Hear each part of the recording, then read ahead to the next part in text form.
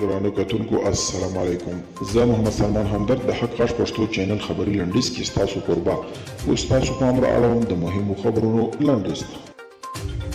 روسیه په افغانستان کې روان وضعیت په اندېښنه کې ده. د روسیې د دفاع وزیر سرګي شویګو په تازه څرګندونه کې ویلي داسې ښکاري چې په افغانستان کې د داعش په څېر نړیوالې ترهګرې ډلې په سازمان شوې توګه د پیاوړتیا په حال کې دي او دا به د روسیې او ټولې سیمې ته خطرونه جوړ کړي. پاکستان وایي له مرکزي اسیا سره د سوداګرۍ لپاره باثباته افغانستان ته اړتیا لري.